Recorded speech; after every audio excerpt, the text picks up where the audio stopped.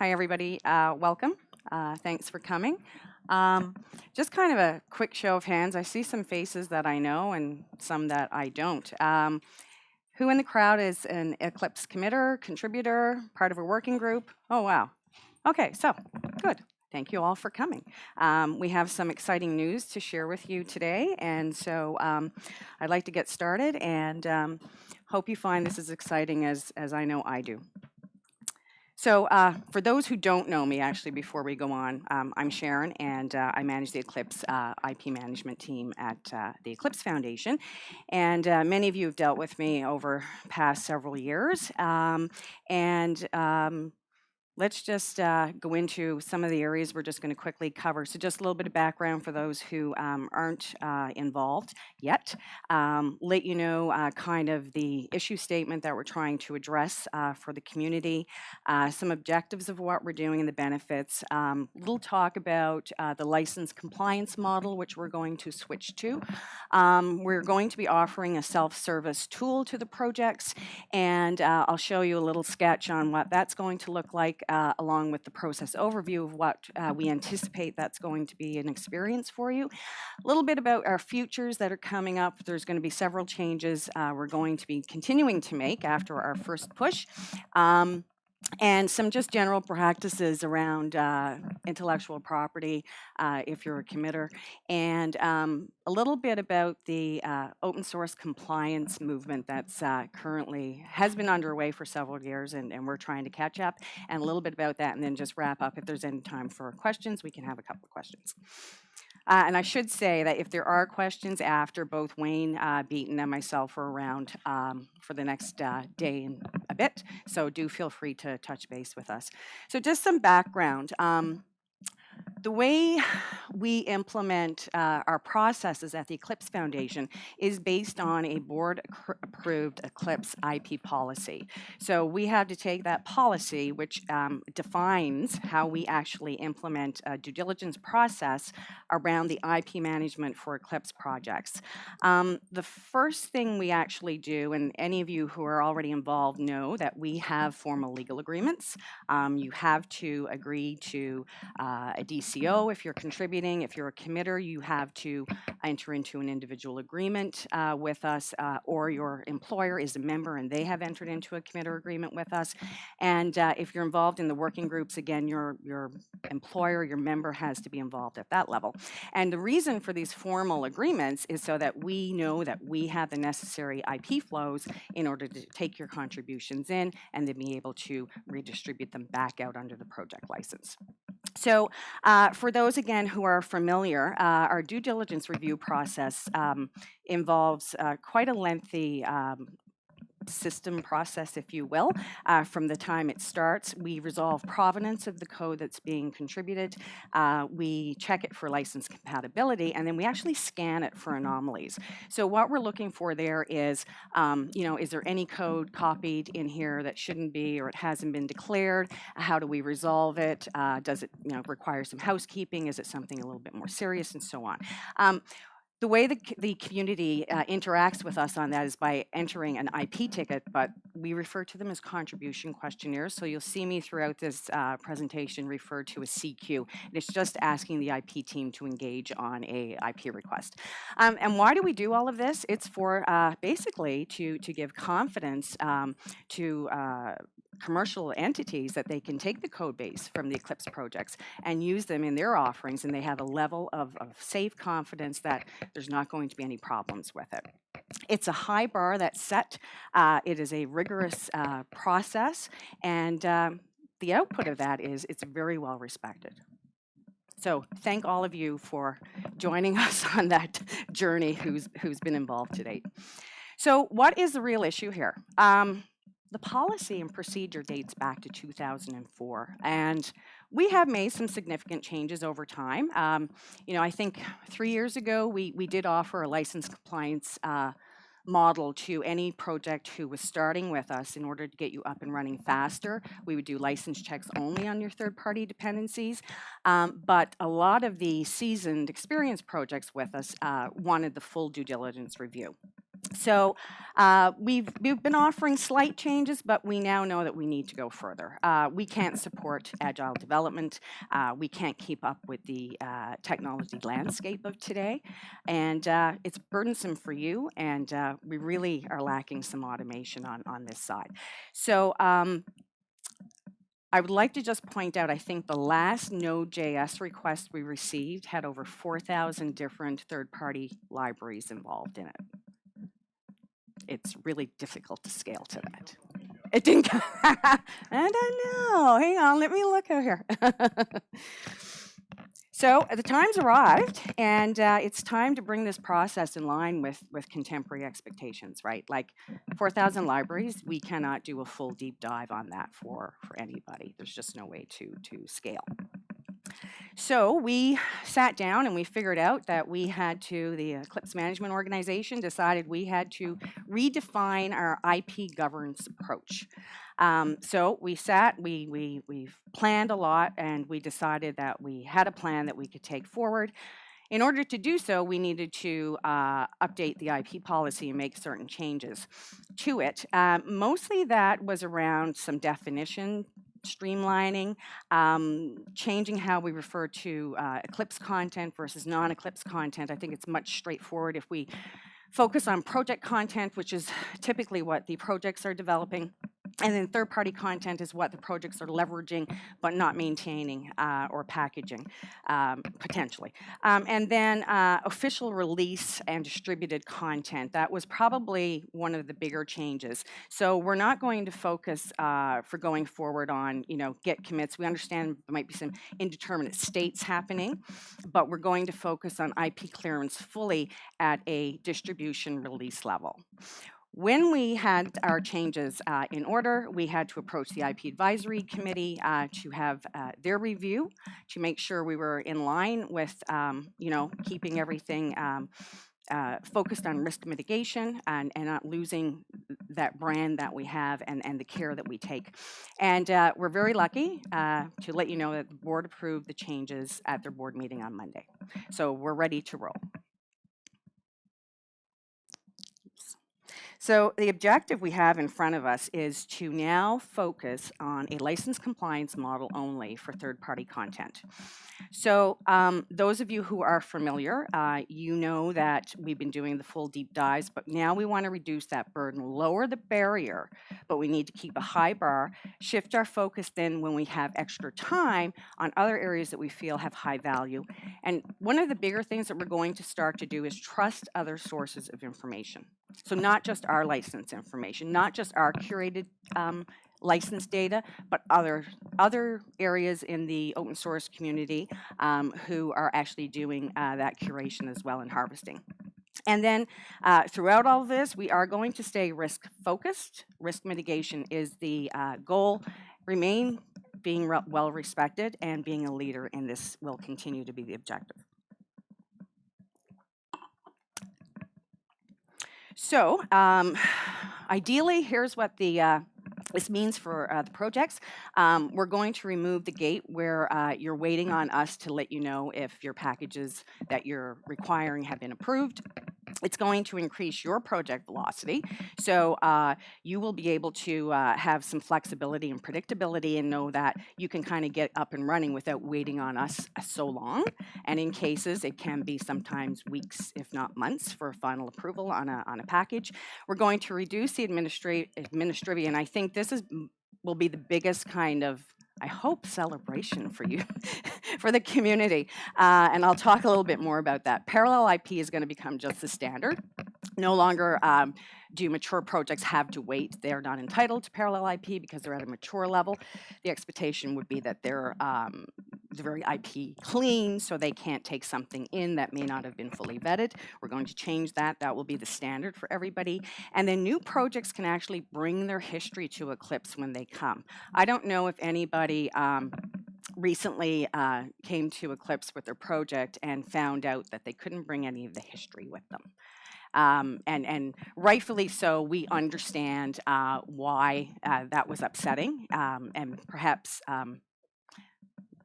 not fully accepted wholeheartedly, although most people have agreed, but it has been a pain point. And it's interesting to note that one of the things that we do when we're looking into an IP review is we actually go and we're looking for the history of other projects. So kind of removing it and not allowing it to come was really hard for some people. So they are going to bring it, but we won't be performing a review on it because it's going to be not part of the official release. The official release will start with what we vet when they provide it to us. So we are going to remove the stigma of type AB. This was part of what we rolled out a few years ago. Type A project, the intent was it would be a type A release where you had third-party dependencies that had been vetted at the license compliance level only. And that's perfectly fine. That's how we get projects up and running, and we were perfectly fine with projects doing releases like this. And then at some point, we would actually start to do the deep dives for those projects so that they could go to type B. Well, scale and time didn't allow that to happen. So we are actually going to allow projects to adopt this approach during their development cycle. This is the big change here. And then before a formal release, you're going to check in with the IP team for your final IP clearance. This will allow us to do provide training more training to the projects and more education, and allow us to engage with the broader community who's doing a lot of this license curation. So yes. Are you taking questions now or at the end? How's my time? I'm okay. How does the third item there? How does that does it conflict with the recently introduced changes in the process where you are allowed to do releases on your own if you had a formal review no more than 12 months ago? Yeah, don't. So let's not confuse those two matters at this particular point. I'll talk a little bit more about this as we go and what official release means. I think that still applies based on the development process as it exists today. But I think for the purpose of this, don't get hung up on that point. We can talk about something like that a little bit later on. Okay. Sorry, I didn't answer your question, but we'll talk. I almost said yes to that. Hey, so a license compliance model. So here's the big news. Eclipse Foundation will stop performing deep copyright provenance reviews of third-party content. We are not going to apply the same methodology that we have been doing to date to it. We are going to focus on license compatibility being the standard, which is what we are we have found out is typically the industry standard. And we will be working with the projects to allow you to start this process on your own. You will be given a tool, and it will work on your build, and it will identify if you have any IP violations. And if you do, you will work with us, but we're going to trust our data, other people's data, to help the project's release and enable you guys to do all of this during your development iterations. So we're going to give you a tool, we're going to provide a process around it, and we're going to work together to make these changes so that we are still maintaining a really high level of IP management. So I want you to keep in mind that this change in process only applies to third-party content. So if you have a reason to modify a third-party package, and which effectively turns it into a fork, that at that point becomes project code, and so the entire due diligence review process will apply to that. This is only third-party content that you're leveraging, not modifying. So the new model, and those who are familiar will know that this is supposed to work if I press it, but I don't see it. Here we go. Project content, so the regular provenance, license compatibility, scanning for anomalies will continue. This is the high bar. We will continue to maintain this. Third-party content that's not being modified, going to do a license compatibility verification on it. So this is what we are anticipating that the tooling we have, this is kind of how the process will work. So let's just see if I can do this. So you are using, I'd like to say 4 packages, but I'm pretty much sure most Eclipse projects are leveraging a lot more than 4 third-party packages. So we'll use this tool. There's a license service. It's going to be a tool that we will be providing. And it will essentially know what can be compatible and move through the system, and then what can't. So these are licenses that will be on the approved whitelist for the community. And then D, maybe D, the question mark is there's no license, it's no assertion, it's an incompatible license. So at that point, that is when you would be engaging with the Eclipse IP team. And you wouldn't be engaging with all your 400 packages. You're engaging on this one that is of an issue. It has a violation or a false positive, perhaps. The idea then would be that the IP team would engage on that particular package request in order to resolve the matter. Hopefully it can be resolved. Then when we do, we feed it back into our whitelist, which then would be an override the next time you run your bill. And the plan is that we will start donating some of our curated data to Clearly Defined, if any of you have heard of Clearly Defined. They're doing, yes, Kai. You guys still need to open up the CQ manual process that we have today for component D. For component D, yeah. So right now, I'll talk a little bit about that later. But yeah, so right now we have to roll. The intent is to roll this out prior to year end, and in order to do so, we're going to use the current infrastructure that we have. So yes, you would be opening a CQ, an IP request. Obviously, in the future, I can see that might be done automatically based on the license. Again, that's where we're hoping to get to. Yeah, that's our ideal goal, but it's just going to take some time. So I will talk about that later on. Any other questions on this slide for those that are familiar with our process?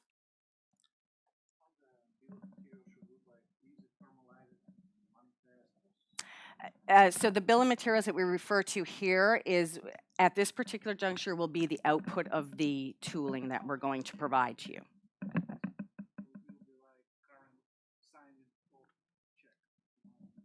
Yeah, so it'll be the license identifier, the version, the applicable licensing in SPDX format, and it would. Right now, we're looking at just potentially just a straight listing, and then maybe HTML something, and then you would take that. Then at the end of the day, when it's all clear and there's no IP violations, and you would then include that in your release. So that then becomes your bill of materials, right? Something I wanted to say here, I'm after forgetting.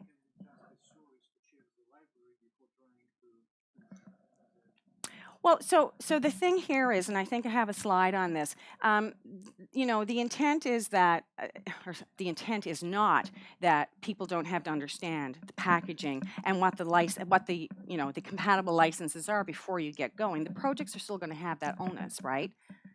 So if something is GPL, it's not going to pass even if you end up submitting the ticket to us, right? So we will start providing guidance and process and blog posts around this so that we get you guys more familiar with what are the compatible licenses today. Okay, perfect. I'm glad to hear that. So again, this is just a little bit of a kind of a different flavor on it, but the whole idea is that the community, the projects, when you're ready to start your development cycle, you're not waiting on us. You include your content.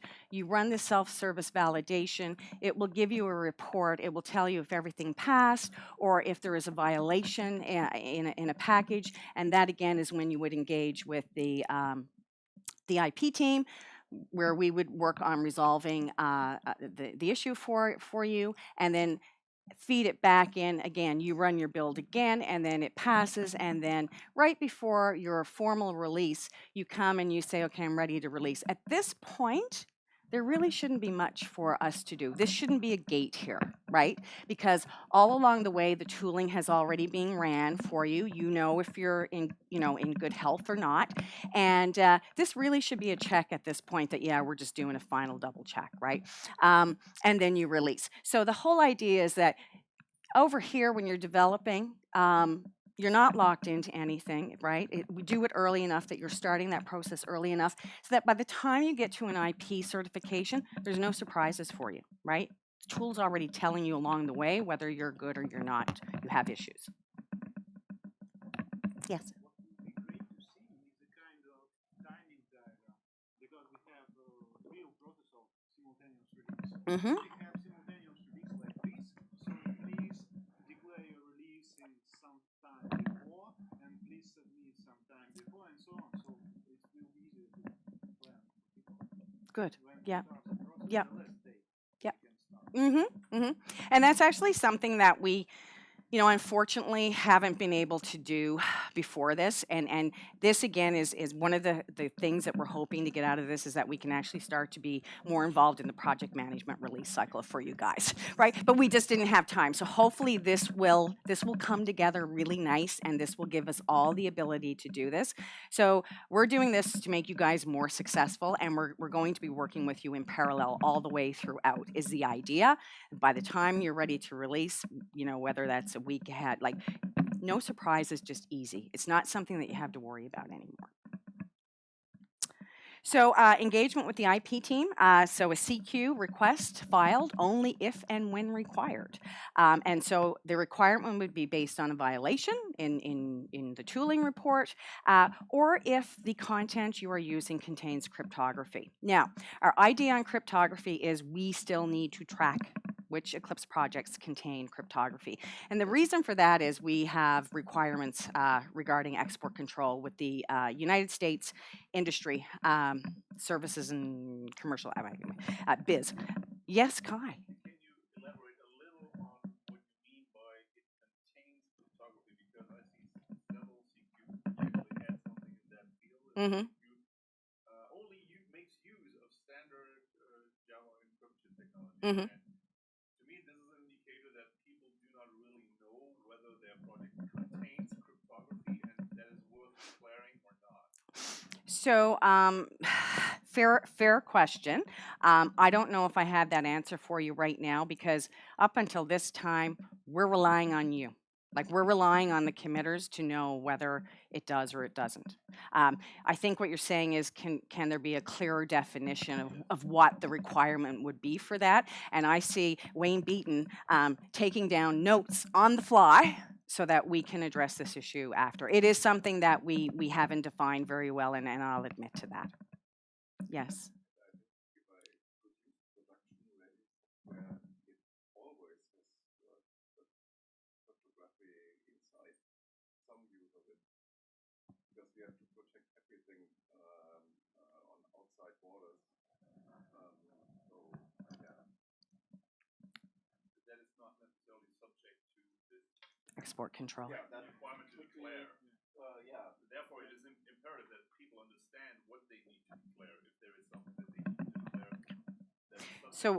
So we will try and address this a little more effectively. Just so you know, because it's open source software, it's a declaration that we're making to them. And we actually we are able to export just because of the classifications that we fall into with them, right? So we have some FAQs on our website, but it doesn't go into enough of the detail that you're asking about. So we will attempt to do better on that. And then again, the project's engaging prior to a formal release for final IP clearance. And again, we anticipate that this will be a very here you go, everything's kind of really good to go, and a kind of stamp.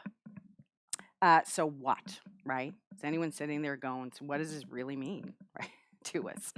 Hopefully, it's obvious. You will not be entering 400 CQs anymore, or 500 CQs anymore, or a Node.JS CQ with 4,000 libraries attached to it, packaged up. It will be only if and when required. So again, what does this really mean for me as a project committer? Well, we're anticipating and we're fairly confident that the onus is going to be fairly lightweight. The compliance report will identify any violations if there are any. And just so you know, we're going to ask for your patience while we start to roll this out, right? Because it's going to be a bit of a work in progress as we curate data and make the system smarter.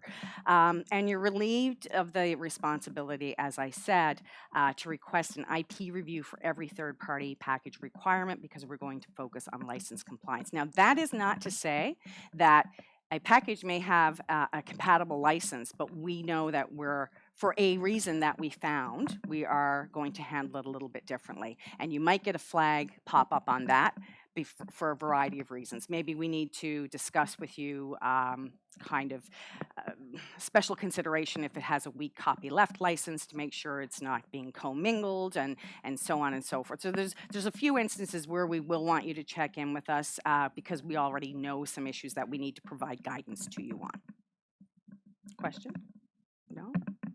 Maybe in that case, would you approach us?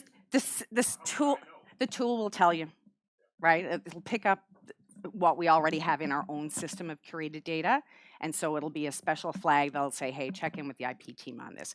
It wouldn't be enter source code. It'll be a different, hopefully a different message thing that'll say, you need to check in with the IP team. So, and as I said to your question earlier, right, we do expect the projects to continue to have the responsibility to understand what licensing is compatible and not. Now, if you find yourself in a situation where it's a license and you've looked at the whitelist we're providing and go, well, it's not here, it doesn't necessarily mean you can't have it. It just means that we have to go into potentially getting board approval for it and then working it into our system. So in that case, we would want to, again, we would want to see CQ raised because we need to kind of have the formal request so that we can do everything we need to do to get that into the system. How's my time? 10? Again, so really from a committer's perspective, no piggyback CQs, no reuse CQs. It's gone. No CQ before adding something to Orbit. It's gone. No CQ before you start leveraging a certain third-party. Yay? Come on! Like yay? Come on! And then we will. So we understand this is a lot to ask, right? We understand we're passing a certain amount of responsibility off to you. We will ride this through with you. We will periodically make sure we check in on projects to see what their health is looking like, right? Are you understanding what you should be doing? How often are you doing it? Do you need any special guidance? Do you need any special attention? So we realize certain projects are going to be able to get this happening really, really fast and know what the expectations are, and then maybe some new projects would maybe stumble a little bit, and we're going to be there to help you. The current practice for tracking dependencies, and yes, this is something that we do need to know about for a variety of reasons. Today, the system is an IP log is required before you request your release review. That information is generated by the ticket you have already filed. We get that generated. You approach us. The review happens. Then you get approval, hopefully, as long as we don't find something in the build that you didn't declare, and you're off to the races for a project release. So the new approach is simply going to use the data from your tooling to produce your software bill of materials. It will again be generated just like the IP log generated from IPzilla. It's going to come from this bill of materials. You ask for your review, you gain your approval, and project release. So really from the practice of how does this differ from today, we're expecting very little notice of difference from a project's perspective. So next steps, we actually have a prototype in development right now. We're doing some testing with it. We have a handful of projects, several actually, who are in some kind of experimental drive, not necessarily with the tooling that we have as prototype, but with we've engaged with them to let them know how to use other tooling, and that's happening right now. Everything seems to be going really well. So they're checking their own licensing at this moment, and everything seems to be going well. We are intending to roll out this prototype to the projects by the end of the year. We will, at this point, have to use current infrastructure. We know we've got a lot of updates to make to documentation, to the Eclipse Committer handbook, and so on, our front-end systems. Ideally, where we want to go with all of this is get to a complete end-to-end system, right? So you guys, it would just be happening, integrate with the build. It would happen automatically every time you build. If something was wrong, you would get violations, and you would have to look into it and or engage with us. And if you did have to engage with us, the system would actually already send that request through. Hey, project blah has a problem. Gotcha. We will replace IPzilla. That's the idea. It's an old instance of Bugzilla. It doesn't support anything anymore. It's been, you know what? tried and true, right? And then we want to get into some security vulnerabilities eventually, which is something we just haven't been able to do yet. Community engagement, we're going to be looking at a bigger role in the bigger open source compliance movement. We want to leverage Clearly Defined as part of our new initiative. We want to start donating our curated data, use their curated data, and actually open this up so that there are a lot of hands doing license compliance curations. And so it can all only get better for everybody if we're all working towards the same thing and not keeping this information closed source, right? This is one of the things that, I think we just need to do more of a crowdsourcing around it, which is the whole idea of Clearly Defined. Recently, this week, I just want to give a shout out to Lars. We were introduced to Software 360 and Software 360 Antenna, both Eclipse projects, and they're actually in line with where we want to go. And so we will be looking and potentially working a little closer with Lars on that. And what else? I'm running out of time. So just 5 minutes still left, or am I done? 4 minutes. Okay, some IP best practices, and this is regardless. If you're at Eclipse, you have to do this. If you're not at Eclipse and you're running a GitHub project, please do think about some of these best practices. Use headers in your source code, and I know you don't want to, but please use copyright and license headers. Make sure you include a licensed text file in your repository. Please give people a fighting chance to know what license applies to your content. Include a notice file if you are using third-party content, what the versions, the licenses, any other information necessary to comply with the license terms. Include a contributing file. It doesn't have to be formal, but you really need to put people on notice if they're contributing, and I understand how cloning works and you have to work into that, but really put those who are contributing to your project to understand what the license is. And again, if you can put it in the README and it shows up at the bottom of the GitHub page, that's even better. Yes? So I said if you're not at Eclipse, right? So yes, I would. Yes, of course. But if you're, you know what? This gives us a fighting chance, and then yeah, we can always say, hey. But no, good point, Lars. So again, we're going to trust other sources of license data. We're going to donate our curated license data. We're going to use their created license data and work around crowdsourcing. And we're hoping that this will stop a lot of the duplication behind closed doors and start sharing this information for the better of the open source and community. Here's just some links to some of the open source compliance movements that's been happening, specifications and standards over the last few years. We're really trying to get on some of these more engagement. We've adopted the SPDX license identifier, as Lars pointed out. We are now engaged with Clearly Defined. There's a CISQ is doing some work as part of OMG, and I believe they're hoping to file an RFC against some tooling for bill of materials out that way. There's something called reuse software. I don't know it, and I'm certainly not giving it a thumbs up or anything, but if you're not at Eclipse, it certainly might be a nice tool to ensure you do have these copyright and license headers in your code. And then OpenChain, it's the Linux Foundation. It's some of you might be familiar with it. It's a quality open program, and you can see if you can meet the compliance movement that they're doing. And again, I probably left out some really good things. This isn't meant to be inclusive. So did I make it in time? 1 minute. We have 1 minute for questions. Yes.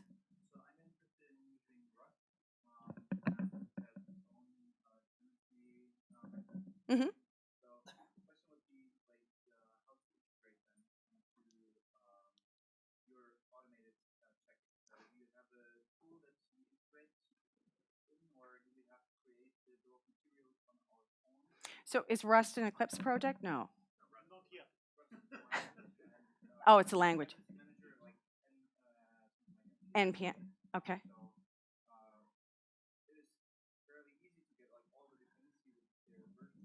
Yes.